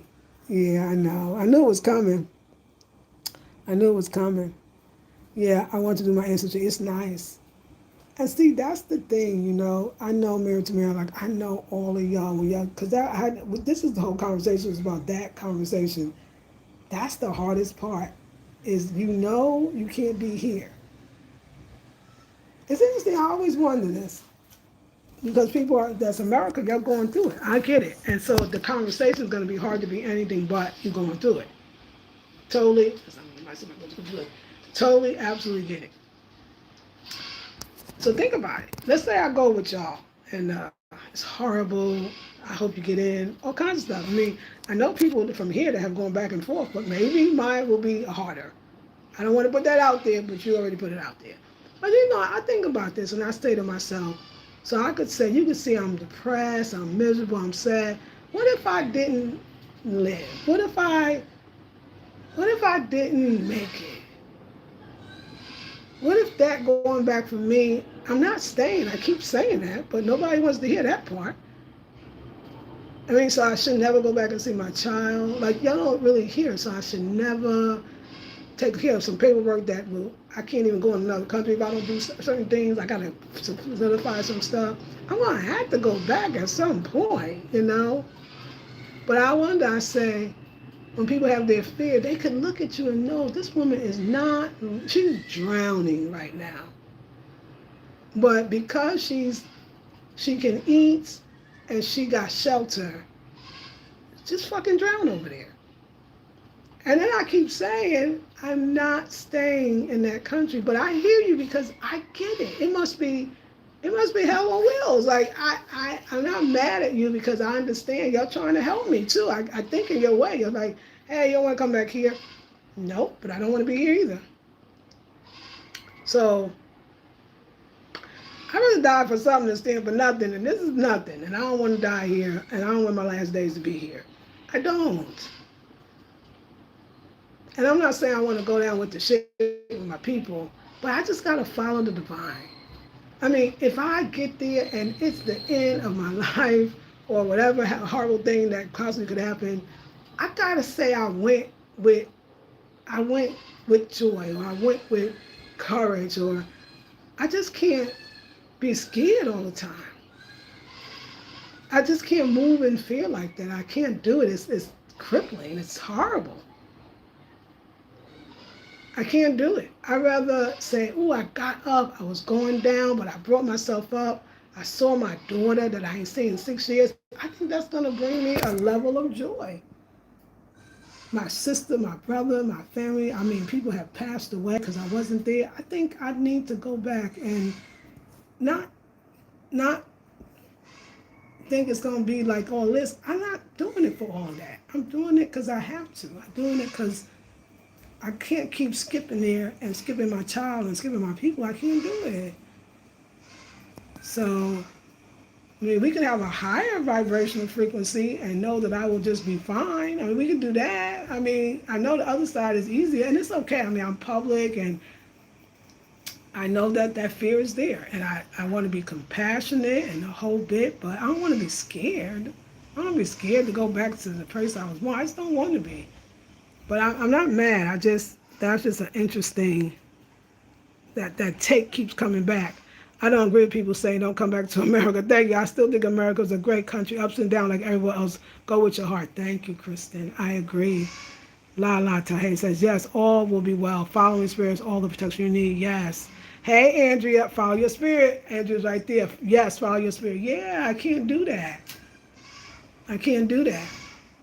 You guys see, so when, because I like to teach. So when the sister or whoever was having a conversation with me, you were like, oh, you can't ruin this and that. And I keep saying, y'all, when the other sister asked me, well, do you think if you learn the language? Girl, I'm gonna out. Fuck the language. I just want to say, what did you ask me that stupid ass question for? I got mad. So you already know we talked on the thing. We don't do it over here no more. I don't want to hear about it. Can we talk about Dominican? We can talk about Spanish. We want to talk about bachata. We can talk about that. This shit don't even make me happy. Oh, where you from? The tribe? I don't really give a damn about the tribe. This is where I don't want to go because I'm going to crash out. Then I'll be somebody's meme and I don't want to be. I know. But yeah, but see, when you're hoping someone doesn't have a problem, you could say, I don't know. It seems not. I know people mean well, and that could be very American, like be safe when you walk out the door. That probably has how you're doing it, and I get it. Like, hey, be safe, or maybe even like safe travels, right? Because even that bothers me. But it's a normal thing that you say, and it doesn't mean you think something's going to go wrong. So I understand for you, but I constantly hear the most horrible things, and so I'm going anyway because the other alternative is, but you don't know. Somebody say that. Think about it. Just think about it. So you really bought this dang ticket, and you trying to get out of here, and somebody say, I hope you don't get stopped for trying to even get in the country. Do you know that can play in somebody's head? With the other shit that they're hearing, don't come back, it's the worst place ever. I wouldn't even come to visit my daughter. Like, I would never come back. Da. But this is the same thing I got when I was there. I got a video I can show you. When I was first coming down, and it'll never happen. They're not equipped to handle the pandemic. You're gonna die. You're not gonna make it. I heard it from Ghanaians and Americans. The worst case scenario was gonna happen to me. And it might have happened the other way around to the other people. So it could play on somebody's mind, because what if their spirit told them to come back? If I came back and didn't make it, then that's what it was supposed to be if I follow my spirit. So it's difficult. But I mean, at the same time, I can't get that mad because I'm putting myself out here. I could just be quiet and move. You know what's so hard while I'm quiet, if you're familiar with my channel? I want my people to never see. I never like to play. I'm only going to come on when I feel 100% great. I'm only going to come on when I'm 100% sure. I can't do it. It's not me. I got to go through the whole thing. I got to document when I was down, what I felt. I got to document so other people can see. I got to inspire somebody that's probably younger. And they do get inspired. I've been on YouTube for 17 years. It's a long, long time. When you think about it, YouTube years, that's a long damn time. And I just want to document this too, to make sure that I don't do this shit again. That because life is going to happen again. I mean, at 60 years old, we don't even know what's promised and how much more we got. But if I'm scared to go back, then I'm going to be stuck here on something that might happen. I'm going to take the chance. But I appreciate it because I know you don't mean no harm. There's no place like home. If you were raised in the States, this is what you know best. Thank you, Mary Tamir. I appreciate you so much. My mom does this no matter where I go. Lo, it's supposed to be a storm. So your plane may be delayed. Oh my gosh. She means well, but please stop. Yeah, 60, you look amazing. Thank you. I appreciate it. Yeah, it's true. It's okay. My mom, oh my God, God rest her soul. Let me tell you about my mom, because we got to talk about this part. It's a beautiful thing, because I know I can feel it's care from married man. It's care for most people. Some people just say don't come back. But, um, so yeah, it was when I had left at 22 and I went to Vegas. I came back for 4 months and everything bothered me. And my mom would be like, "Are you going to wear that skirt? Are you going to wear those jeans? Where are you going? Well, what time? The subway? Are you going to go to that place? Are you going to? I used to think, but before that, it probably bothered me, but I had nothing else to compare. I wanted to say, I done lived a whole 10 months and on the other coast where the time difference was. Like, my mind was like, nah, nah. And then I remember when living in California, my mom came to stay with me for a while, and it was the same thing. And at this point, I had lived there for probably 7, 8 years. Are you gonna, are you gonna do that? Are you? And you know what I said to my mom? I was like, you know what? Do you want to go back home because you cramping my style over here? But I remember before that when I left because I knew that if I had stayed at home, I would have been so afraid to do anything. I recognized, I said, oh no, my mom is going to stop me. Her concern is going to stop me or make me scared to do anything. And I got away from that, and we wound up, of course, having the best. We always had a great relationship, but that was even better then because we were just talking about spiritual things. So yeah, I did. I did when she came to visit. I had to talk to her. So we're gonna have to talk. What you? You sure you want to go back home? But you about to go back home with this one. I can't do it. I can't. She would have the news playing all day. I said, no, no, no, we don't do the news. Matter of fact, I dragged the TV out for my daughter to watch videos that we choose from the library. Then I drag it back in the closet. Why is the TV even out? My mom used to play that. When I have people like that, oh my God, I do. I like the person. I back right out the room and I don't even pick up the phone when they call. I'll be like, you know what? I'm trying to do something. When you're trying to do something that don't make sense, when you're going against the grain, ladies, you're going to have to tune all that shit out, even from your own mama. I did. I reckon I said, oh no, if I stay, I'm not going to be fearless. I'm going to be too scared to do anything because that's your mama. Your mama's scared, so now you scared. And that's when I said, oh, I need to go. So when she cried, I hugged her. I felt it, but I was going. Crying and now I love you, mama, but you do that thing you do, and I know when you do that thing you do, I'll be ready, and then you do that thing, and you my mama, so I feel closer to you than any. I got to go. The day I realized that it's not cool. So yeah, it's a lot that could happen, but what we gonna do? I mean, I know there's other people that's here in Ghana who also would like to leave, but they're scared because every time they mention it, somebody tell them how horrible. And a lot of times what I'm saying to y'all, when people say they're gonna leave Ghana and go to the States, they don't necessarily mean they're moving back. A lot of them, this is the thing that people don't talk about, but I know everybody's have connection. So you left your home country and you don't have nobody back there. Now for some people it might be a small percentage that don't, but most everyone I know, they have children, they have grandchildren, they have aging parents if they're still alive. So they have a social security number. I swear to God, you know that social security number is still from the US. They have a pension that they're dependent on that is from the USA. They have their customers like me. None of us over here is very rare, very few of us, and until they can get that happening, is not depending. I got a friend that's building a wonderful, beautiful, lots of stuff, but he got military checks coming in. Military don't say USA, red, white, and blue. I don't know what else does. So this idea that we're really getting away from America, we're not getting away from it.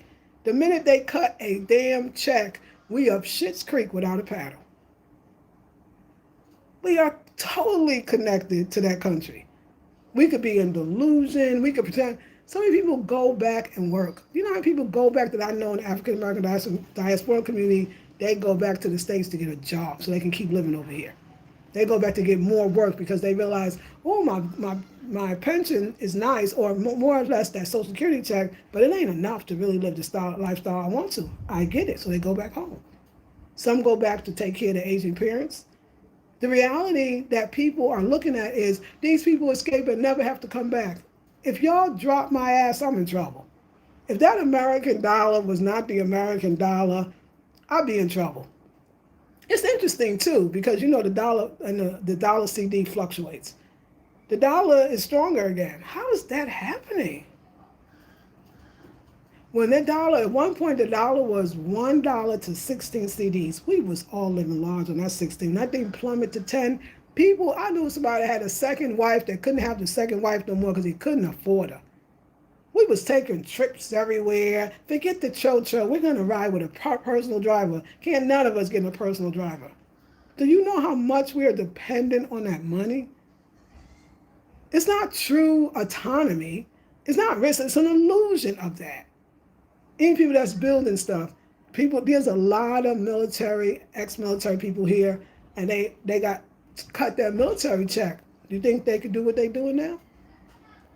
Unless they already got it, then they got it gone, and they customers are coming from Europe or other parts of the world. Everything that affects y'all affects us, because some things might go when your the economy is funny. You might not want to do a coaching or work with a coach or take a master class, or God forbid, I hope it never be like that. But I'm not the same people. I don't get the same things. You got to reinvent yourself. So the idea that we talk about America, even here so bad, I'm sitting there going, but we getting a check from them. Every last one of us, unless we not. And even to come, we had a major money that was saved from working over there. We don't talk about that. We don't talk about the passport that has got us here easily and effortlessly. And the power it still has. Yeah, it's losing power in some places. I agree, but it ain't lost it yet. So I just feel like we have this romanticized conversation. We don't really have a whole conversation. We be like, I can't stand it, but we be waiting for that check. Let that check not come. Let it be a glitch in the system, which actually happened here. And a lot of people suffer. People were trying to help each other out. Come and wait for your SS check to, get yourself together. Child. So we may look like we dandy candy over here, but we watching the news, we checking it out, we seeing what's happening. It's scary.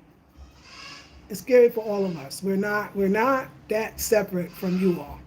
It just, we're not going on the day to day. I agree. It's not the day to day. So I'm not trying to say, I'm just saying we all connected. There's nowhere we're gonna go. Where we gonna go? No. 60. Thank you. Laugh out loud. Yes. TV is blaring all the time. And she looks at me like I'm crazy for not keeping up with the news every minute. I'm doing very well here, and you will too until you're ready to move forward. I believe that, Andrea, yes. Have you considered Cameroon with Max Impact?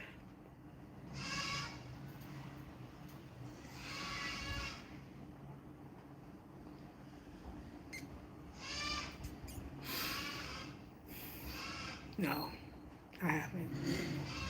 I'm not interested. I'm not interested in Africa, the continent right now. I'm Africa out. I'm Africa out. And I'm being patient because I feel like you might be older than me. I don't even want to, no, Africa, nah. Tanzania, east, west, north, south, central, none of it. I'm absolutely not interested. But I thank you. I do, but I'm no, I haven't, but I thank you. Right, everybody's living on the dollar. No CDs, pesos, etc. Exactly. Native African retire from American jobs and return back to Africa and live off the American retirement benefits. And that's big money over there. Yeah, they do. Absolutely, Mira. Christian says exactly. I says preach. Yeah. Yeah. So yeah. No, I don't want to. I'm not doing the African thing right now. It could change in a year. To be like, oh my God, I've seen the light, and I'm going to go back to the continent. No, I don't feel it. I'm usually good at what I feel and know and would make me torture. It sounds, why though? I want to know why, because there's other places I could go that I'm more interested in. Do they speak Spanish up in Cameroon? Do they got bachata, merengue, and salsa? This is what I want to know. What's my chances of getting a man who's not going to use me for my money? Not that it can't happen in Latin American countries, because it absolutely can. Don't get me wrong. I'm not trying to say it doesn't. I'm saying for sure, it's going to happen here. Guaranteed, without a doubt. Let's not sugarcoat it. This is what my lot is here. I don't want to do it. At least they I can't marry nobody. At least I'm dancing and speaking Spanish, and my girls is coming. We can look at eye candy, something. I'm just no, not interested in even a little bit. But yeah, the thought, like when I think about African conversation, I'll be like, oh no, let's just talk about something else. Greetings, my hubby's from Cameroon. Oh, I love that for you. I love that for you. Yeah, I'm not interested because my DNA's in Cameroon, so she was asking. But I think that there are a lot of Asians in Cameroon. Oh, okay. I don't want to go, but thank you. Cameroon next to Nigeria, the same thing. And then God, I don't want to go. I don't want to go. I'm African out. We good. I loved it. It was great. 6 years. Maybe if I leave, I could change my mind. But what? Why? Let me ask you why. Because now you here. I'm interested now. I want to know why when I say I don't want to be in Africa. I feel you said thank you, thank you, TCW. Why do black people feel like I need to be on the continent? I want to know because I haven't figured it out yet, and I'm not mad. I want intelligent conversation. So why if I say because I'm not going back to live in America, but nobody wants to hear that. You know how I know Americans got a problem with they're so stuck that America's so horrible, and maybe it is, that even if you say I'm not going to stay, they still be like, you're coming back here, so stay where you are. No, no. I could say that my child, and God forbid, I could say that somebody I know is on life support. They don't care if the person is your flesh and blood. Do you see them? They like, forget her. She'll be all right. You was going for 6 years. You can do 6 years more. Nobody says, wow, that's your daughter. I see that, sis. I can see why you would want to go home. I don't want to go to another African country. I don't want to. I just don't. It's not in my heart to do that. But I'm just curious why y'all do that. What is it? Is it like you think I'm spreading a bad message because some of these black people that's coming to Africa, they would never in their other life, when life was good, would ever think about coming to Africa back in the day. They were not for no Africa. Let me tell you about the people that was for Africa. Guess what? They came. People that's for Africa was already traveling back and forth. The people that loved Africa was already coming back and forth when there was no YouTube, no Facebook, no social media. Half these people wouldn't have stepped foot up in no dang Africa. They just coming because they're desperate, they're scared, they don't believe there's nothing else. It's a cheaper place to live, which is never a good thing. You know how people travel Africa that had joy and love in their heart, that really, I've been this Afrocentric for all my life. Do you know how many people I met that thought that was cute? I'm almost 60 years old. I'll be 60 years this year. No one thought that was cute. The few people that even, and look, it's happening now. How many FBAs would never, they're not even African now. They barely black. So I'm not really buying all this. I'm just gonna do what I need to do. But yeah, I think it's a lot of bull. There are a lot of good names here in Ohio. Oh, Ohio. I hear DC too. I'm late to the conversation. Where are you living now? I'm in beautiful Ghana. Hey, justice, love, and peace.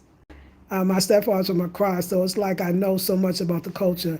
It's more Ghanaians, almost any other group besides Somalis here, and that's in Ohio. Yeah, and that sounds but very DC because DC out here has a lot of Ghanaians, or it's in Maryland. It's that DC DMV area, and of course a lot of people also from Ethiopia and other places. Yeah. Because I think why that happens is like anywhere else. If you settle here, and Africans tend to help other Africans when they get to the U.S.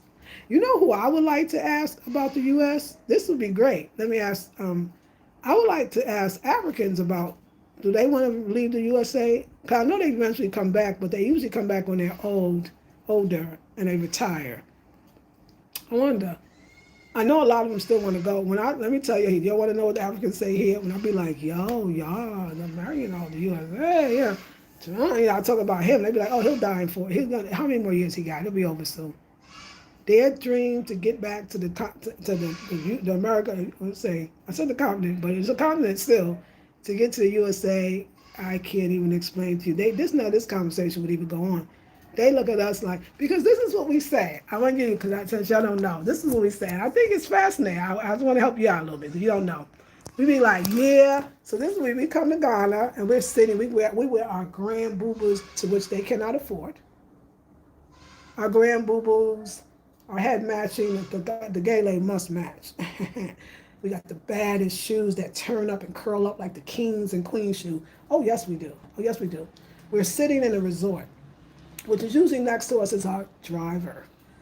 And we tell her, and our driver is sitting there. Then we have the waiter and waitress. They're Ghanaian too. They live in a shack practically, and they share one room and a bed. But this is okay. We don't mind. And we're eating lobster and steak dinners. Ha ha ha. We're speaking our language, talking about our investments in the States. And then we got the driver, and we got the waitress, and we got our houseboy that can double as the houseboy, the servant. And they say, but mommy, because we're older, I would love to go to America. And as we eat our lobster and steak with our grand boobas, living in our house that we built from scratch, and we say, don't, you would never want to go there. You live in the best country in the world. You're rich. You have so much. And I just look around and say, we fucking gotta be kidding. So I don't buy into this bullshit that, oh my God, Africans should be, they looking at you like, F you. They'll never say it. They'll say, yes, please, mommy. Yes, please. Yes, mommy, yes. But deep down inside, they probably want to take your life. With our cell phones that are brand new before they even came out. With our connections back to the state and our boutiques we own. It's not right. It's not right. So the Africa we even want is still some version of America where there's hierarchy. And we tell them all the time, you don't want to come here. Now, what I found, pre this person that's in office days, I find Africans come to the States and do very well. Educate themselves, because we thinking that we ain't got nothing. See, I can't talk because I got both my degrees on student loans, and not even student loans. Actually, student loan was the second one, but the first one was absolutely free. Why do immigrants tend to do better sometimes in America? Because they don't have what we have to complain about. They see it as opportunity. We ain't appreciate it. That's why it's falling. Y'all can blame whoever y'all want. We all complicit. I'll say this every video. It's falling because we didn't appreciate it. But we come over here, we never want to live like the people. We can't live like that. But don't, no, you shouldn't want to come. I don't do that to them. I'll be like, yo, I wish I could go to America. I'll be like, I wish you could too. It's wrong the way they do you. They go to that embassy every day and be begging. They be like, nope, denied. You know why? Because they know they ain't going to come back. They know if they got out of here, they'll never come back. When I hear them talk about this is a hellhole, I can't wait to get out, I don't sit there and do that thing like, wow, child, America ain't all that. I'll be like, I don't blame you. I'm going to tell you the greatest feeling when I knew that Kwaku had escorted me to the embassy, American embassy. And for everybody gets excited. Even when you go to the, so you go in the taxi, you say I'm going to American embassy. They go, where's that? They ain't got no business in no American embassy with all them guards and armed guardsmen. They ain't got no business over there. Oh, just follow the directions Kwaku told the guy. So it happened twice. First guy said, congratulations on you getting to America. Good luck for you. Because that's what they think. This is my boyfriend. This boy's a boy. And the second time they said, oh, against him, yo, you're going to America, congratulations, the embassy, I wish I could go. They tell you all kinds of stories. They would do anything to get to America. And they would do very well, which they tend to do very well because we can't even appreciate everything we got because we never have nothing to compare it to. So I'm saying maybe if we appreciated it, now when the shit is gone and everything is taken, now we want to fight because you didn't even know it was some. You didn't know what it was like to be without it, but now you do. But these Africans, they already know, so they come looking out. You gotta put yourself in another mindset. They looking at you like public assistance, financial aid. Matter of fact, in America was the time the poorer you were, the more opportunities that you had. They had some because somebody fought. Yes, somebody fought for it. Most likely your ancestors. I don't think I see things way differently. Oh, I can't wait to get to Africa, but you ain't gonna live like the people. They're gonna be your houseboy, your house girl, your husband. That's gonna be your boy because you're gonna have to take care of him. They're gonna wish that they could be you, and somehow you think you're not gonna treat them bad, but you're gonna treat them bad too. They not do this good enough. They're not great with the details. This thing that's what they just don't get it. And I got to talk to them a couple of times. Look at how the tables turn. So I'm not all that impressed with us wanting to come here if we are somehow superior because we have more, but we tell them. But I love when this one we go, no, you don't ever want to go there. Then we go turn around. Paige, I gotta give her Paige. That's your girl. That's your homegirl. Yo, Sharon, girl, I'm getting on a ticket tomorrow. Yeah, I'm gonna fly there, but before I actually go in the States, I'm gonna stop at Ethiopia because I have some friends over there. Oh yeah, I'm gonna go to Cameroon. I'm gonna swing back over. I'm gonna go to the USA. Oh yeah, I got 2 properties over there, and you know my house is still there. Plus the business. Who's gonna take care of that? What is this joke we doing? This is insulting. And you got all of that because you are American. That's why you got it. So let's stop. It went down, but it's all our faults. It's all our faults. If you live outside abroad and live in a developing country, you would have a different opinion of America. You would. If y'all can stop thinking about the way it is and think about the way it was, you benefited. Anybody here got a degree? You benefited. Anybody here have a good job? You benefited. Anybody here got a bona fide business? You benefited. You benefited. You got trash men to pick up the trash? You benefited. You got unemployment? You benefited. Is you crazy? What are we talking about here?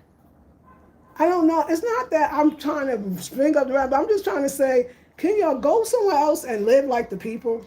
And then tell me, how dare we tell them, you don't want to go there? Girl, I'll be leaving tomorrow. No, look, Delta, girl, you know I only fly Delta, girl. JetBlue for me, child. We ain't flying no Spirit.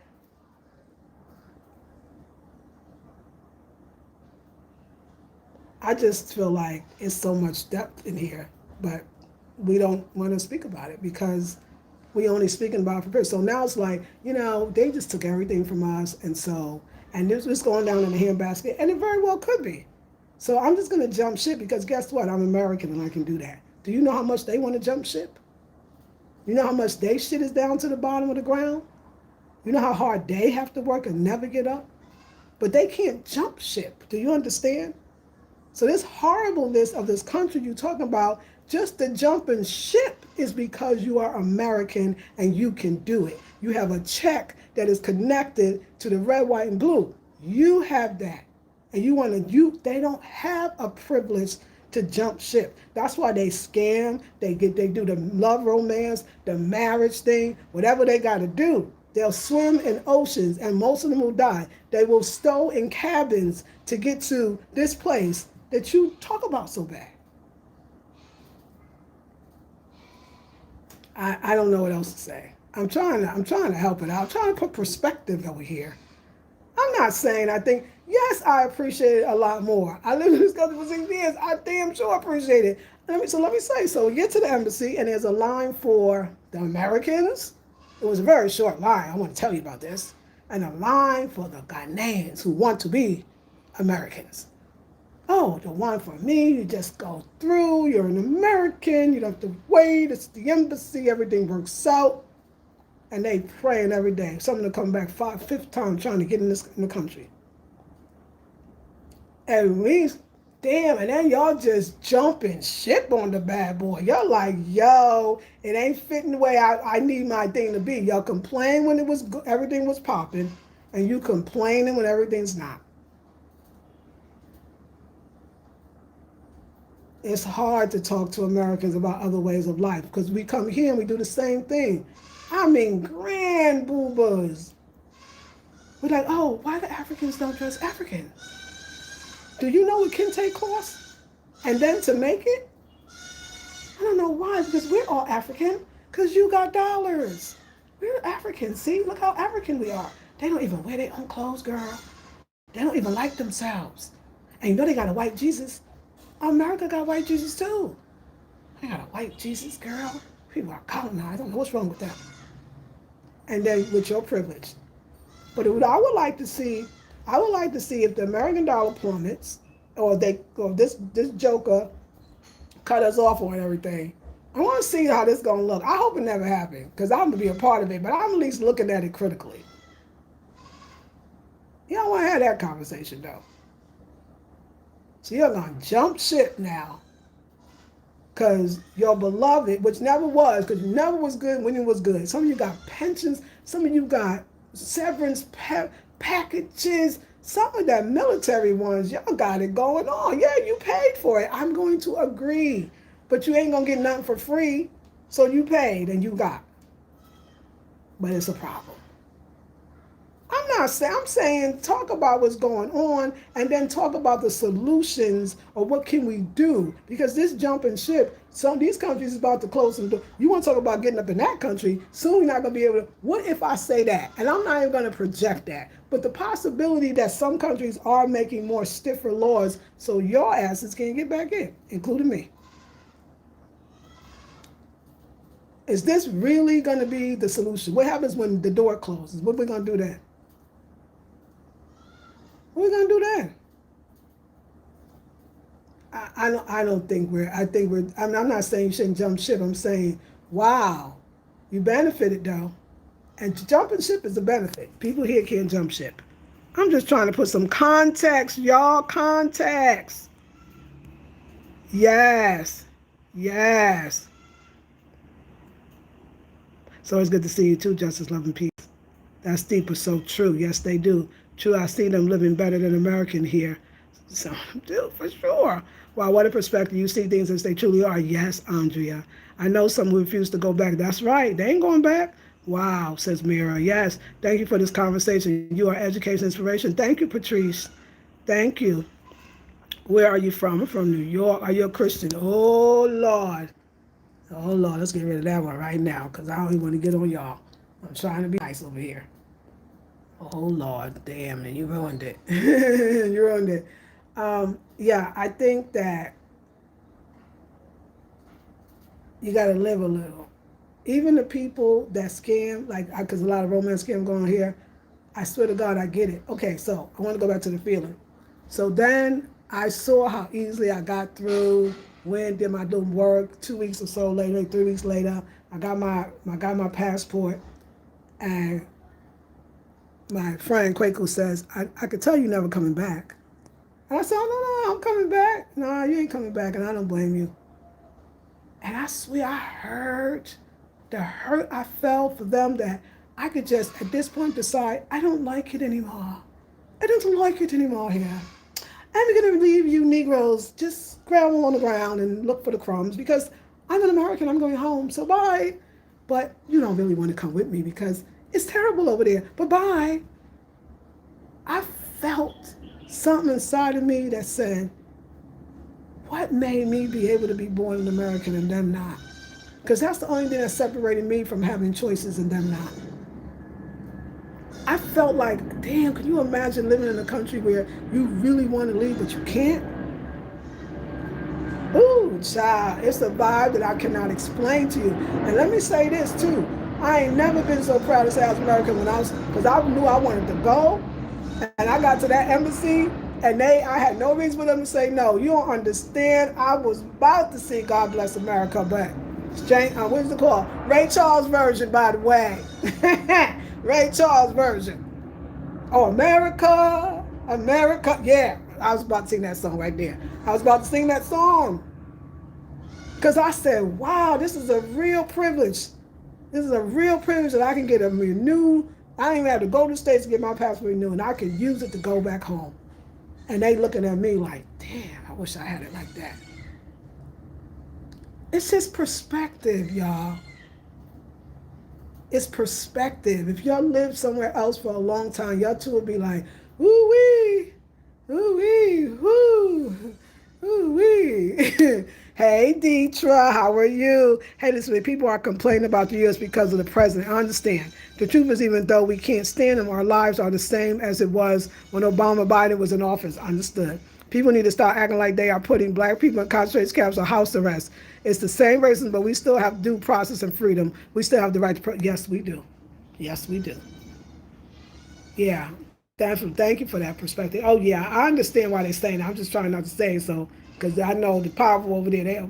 I'm trying to be on the right, side, but I don't know. I think it's just a great conversation that we're having, and I think that I just wish that y'all knew the other side too, so that y'all could have a different. Then we could have a different conversation because it's easy to think because you want to believe. And listen, I understand.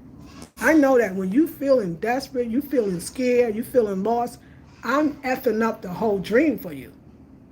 I'm telling you that because now you have heard that Ghana is your motherland. Africa is, for those that are black. Not the ones that look black, that's not. So a whole bunch of them, I ain't mad at y'all. Y'all don't want to be black? Fine. I'm an African, I'm from African descent, I'm African, I'm a black one, but that's okay. I'm not talking about y'all. Y'all ain't watching me because I don't go down with the program. I get it. I get it that you want to be out. Somebody said that Africa is the place, and they specifically said Ghana. You don't want me up here saying that, hey, it's another place. It's good. I like the people. They're good enough. I mean, they're nice. I do like Ghanaians. I ain't got no problems with them. I ain't got nothing bad to say. I ain't got no complaints about them. I'm American, though. That part still remains. I'm an American. So I like that part of me. It's good. I'm not mad at it. I had to go. I didn't dislike it when I left. That's what got me a little bit different too. I wasn't no hate. Oh no, man. I was like, wait now. I'm having a nice life over this piece. This piece is good for me. Like so, I'm just saying like travel, but don't travel because when y'all be traveling, y'all be going to the resorts. That ain't the real deal. This is the real deal. And most Americans, if it was a choice, I mean, some would probably give up their passport. I know there's a few of them that might do it. I don't think most would. I think it would be terrible. And even the way some is now, it ain't gonna always be that way. Things always change. Things don't prevail the way they think it's gonna be. I just remember our ancestors who had it way worse than we did. They they changed. I don't. You got to watch the words I use. They didn't sit around and wait for. They didn't. They wasn't jumping ship. Very few people was on the Black Star Line. Very few people, percentage-wise, was on the Black Star Line.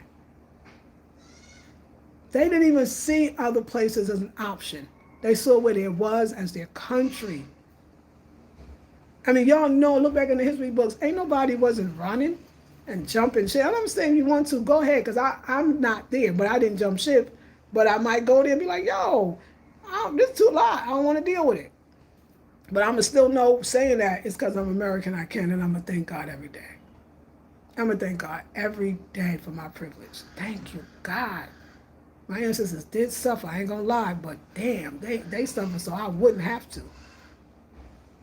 We should expect that we're going to have to up our rights for what we've got. But we got so used to, this is always going to be this way. Nothing is always going to be no way.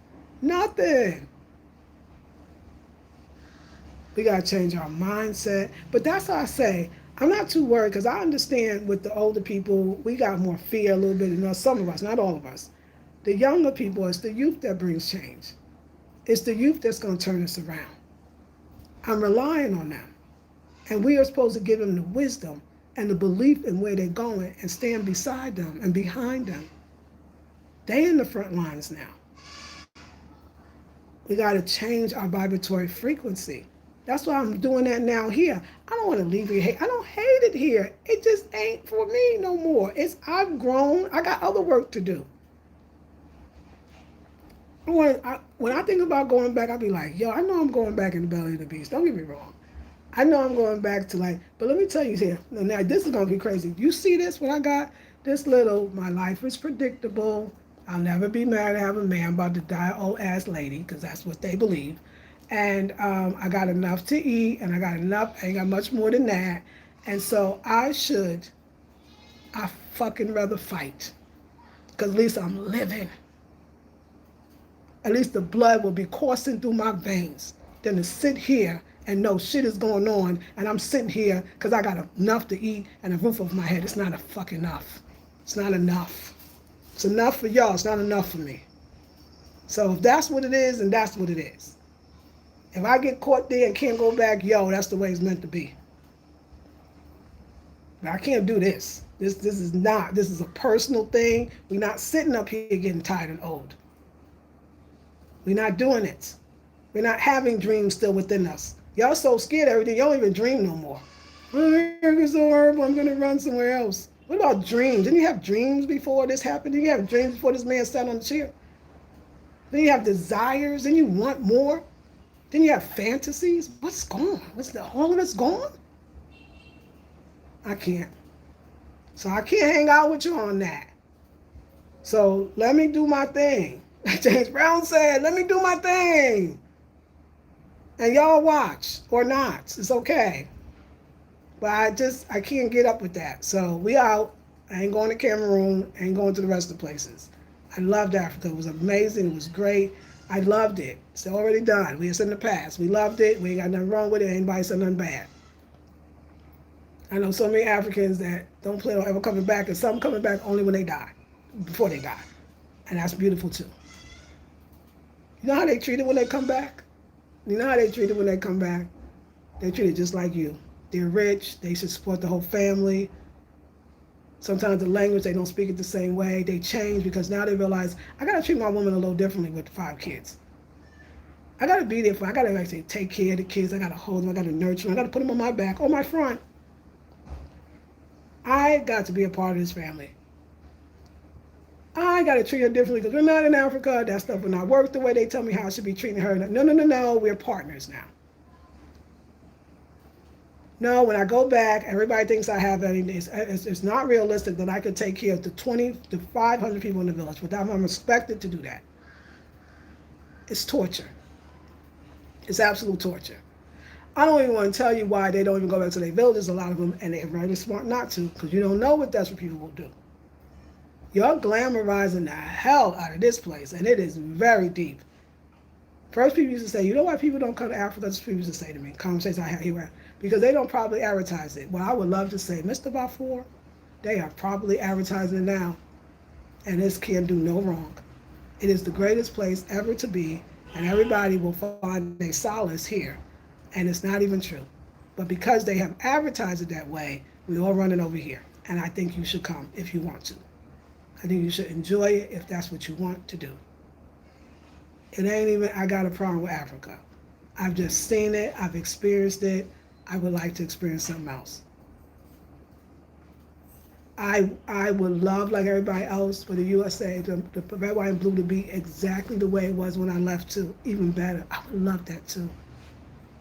So that when I tell you I want to walk in a certain store or I want to do a certain thing, it's amazing the things that you miss when you're not there, that you all take for granted. Running water, the water running hot. I know you think it's not a big deal. They go, oh, solar. Oh, you should get this and that. Do you know what? Everybody that's Black American, that's in Ghana, we don't have no money. Some of us is just making it. I know, I ain't want to bust your bubble. Let me not do it, but I'm going to do it. Some of us just making it. Oh, just get solar. Do you have solar? You don't have damn solar. Oh, everything's cheaper there. Not really. It's not, it can never be. We got to get, that's almost kind of a childish way of thinking like, oh, this is bad, so that's better. This is bad, so that's better. There's variables in life. Ain't nothing gonna save you. It's nothing's gonna save you. It's who you are and what you are and how you stand and what you believe. We gotta start having a more critical lens about things. It's not either or, it's and both. I'm gonna stay there. I got land here, and I'll keep it. But I want to go somewhere else and do something else. And I got it. I'm fighting that, like, because I get it. I get it. I think that this conversation would be had even if the current situation would not have been the current situation in the red, white, and blue. It would still be the same conversation because you don't know. I laugh. I say, wow, as highly as educated as Americans are, school education is not global education. School education is not traveling with experience education. You could go to a book and read it. I'm living here. Y'all need to be paying me. Y'all need to be like, yo, I need her to speak at the next lecture when she come in the States. I need to have her on the biggest radio station so we could really dissect this shit. Because this either or dichotomy is some bullshit. So you could really understand how we're looking when we come and when the oppressed becomes the oppressor. Because that's a standard thing. Even the eraser of people. Look what we're doing. So they ain't no natives. Them red ones ain't native. Wow. The struggle those people had. But we can't just be African. We got to erase our whole people as they don't have nothing. They're fake. That's blasphemous to me. And I'm just going to say it for the record. I'm not that person. When I went to Mills College, I took ethnic studies, and we had Asian American, African American, Native American, and Hispanic American. And we had to go through me and my professors, my Native American professors, they respected me and respected my stance of Africanness, and I respected them. I couldn't even think to do that. Black people, why we gotta be everybody? Why we gotta be everything? Why can't there be the and y'all? I love culture too much, and everybody ain't my culture, and I love them for that. I think we tread in very dangerous territory, but you know what? Let me tell you, I'm gonna tell you something about this, and I'm gonna leave after this because I know after this one's gonna be I'm gonna have to leave. I ain't worried about the government. I'm not worried about the same old stuff that Miss Deidre pointed out that already existed. You know who I'm scared of? You know who I'm scared of? I'm scared of the American people. That's what I'm scared of. With the narrow-mindedness and the wanting to dismiss people and take over and erase. With the xenophobia. With the hatred of other different cultures. That's who I'm scared of. People that's fighting against their own. That's what I'm scared of. I ain't scared of with the rest of the stuff. Like you said, we've been dealing with that. Y'all need to read your history. Reign of Terror, Jim Crow, Reconstruction, slavery. You need to read. That was scary. I'm scared of y'all. That's what I'm scared of. I'm going to get off now. Love you very much. Let me read the next one.